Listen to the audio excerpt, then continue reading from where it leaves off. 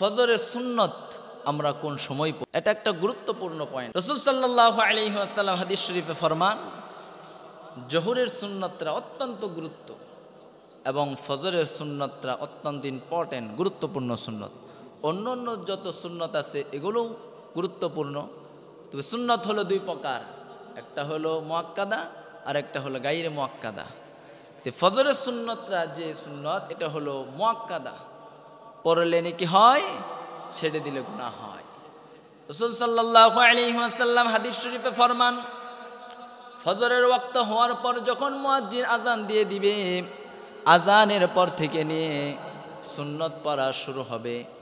এই সুন্নতটা কোন পর্যন্ত গিয়ে আমরা পড়তে পারবো? মুয়াজ্জিন সাহেব আজান দিয়ে দিয়েছেন, এখন আমরা সুন্নত আদায় করব। এই সুন্নত আমরা আদায় করতে যারা আগে আসছে আগে আদায় করে নিব।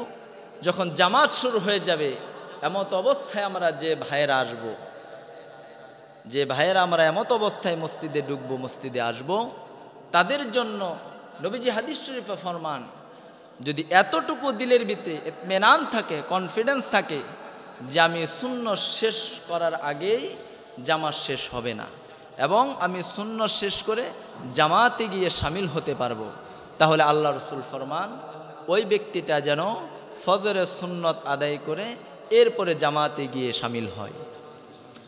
আর আমরা যারা পরে আসলাম, যারা আমরা সুন্নত পেলাম না, আমরা এসে সরাসরি জামাতে শরিক হয়ে গেলাম, তাহলে এই বিষয়ে দেখা যায় অনেকে নামাজ, ফরজ নামাজ শেষ হওয়ার পর সুন্নত আদায় করে। হাদিসে এটা নিষেধ। ফরজের পর যদিও ওয়াক্ত বাকি থাকে, কিন্তু ওই সময়ে সুন্নত আদায় করা যাবে না। তাহলে এই সুন্নতটা আমরা কখন আদায় করব? নবীজি হাদিস শরীফে ফরমান, এই সুন্নতটা আমরা আদায় করব সূর্য ওঠার 23 মিনিট পর। সূর্য ওঠার 23 মিনিট পর এই সুন্নতটা আদায় করতে হবে, কিন্তু সুন্নত বাদ দেওয়া যাবে না।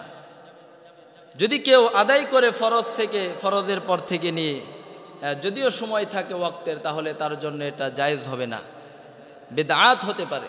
রাসূল সাল্লাল্লাহু আলাইহি ওয়াসাল্লাম হাদিস শরীফে ফরমান, যদি কেউ ওই সময়টাতে সুন্নত পড়ে, তাহলে তার সুন্নতটা কার্যকর হবে না।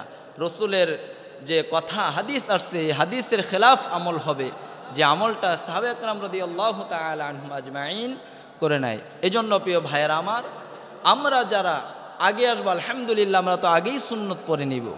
আমরা যারা পরে আসব, তাহলে আমাদের করণীয় হলো আমরা জামাতে শরিক হব। জামাতে শরিক হওয়ার পর নামাজ সম্পন্ন হবে, এরপরে আমল হবে। আমলগুলো সম্পন্ন করে আমাদের ইমাম সাহেব হুজুর দোয়া করবেন, দোয়ার মাধ্যমে আমাদের মসজিদ থেকে আমরা চলে যাব। আর যারা আমরা সুন্নত পড়ে নেই, আমরা যদি মসজিদে অবস্থান করি, আলহামদুলিল্লাহ অবস্থান করে আমরা সূর্য ওঠার 23 মিনিট পর এই সুন্নতটা আদায় করে নিব। আর যদি আমার কর্মব্যস্ততা থাকে, আমি মসজিদ থেকে বাহিরে, বাড়িতে বা দোকানে বা বিভিন্ন জায়গায় যদি আমি চলে যাই, তাহলে অবশ্যই আমার এটা জেহেনের ভিতরে রাখতে হবে, মাথায় রাখতে হবে যে আমি ফজরের সুন্নত পড়ে নিই, অত্যন্ত গুরুত্বপূর্ণ ইম্পর্টেন্ট সুন্নত আমি ছেড়ে দিয়েছি। তাহলে আমার জন্য করণীয় হলো, আমি যেখানেই থাকি, কর্মস্থলে থাকি অথবা বাড়িতে থাকি অথবা দোকানে থাকি, যে অবস্থায় থাকি না কেন, আমাকে এই সুন্নতটা অবশ্যই আদায় করে নিতে হবে। আর যদি আমি আদায় না করি, তো আমি শুরুতেই বলেছিলাম যে সুন্নত হলো দুই প্রকার, একটা হলো মুআক্কাদা আর একটা হলো গায়রে মুআক্কাদা। আর ফজরের সুন্নতটা হলো মুআক্কাদা, এটা যদি আদায় না করে গুনাহগার হব। এই জন্য প্রিয় ভাইরা আমার, এই সুন্নতটা যদি আমরা নামাজের আগে পড়ি আলহামদুলিল্লাহ, আর যদি আমার নামাজের পরে পড়তে হয়, তাহলে সূর্য ওঠার 23 মিনিট পর পড়ব। আল্লাহ পাক আমাদের সকলকে এই কথাগুলোর উপর সঠিকভাবে আমল করার তৌফিক দান করুন, আমিন।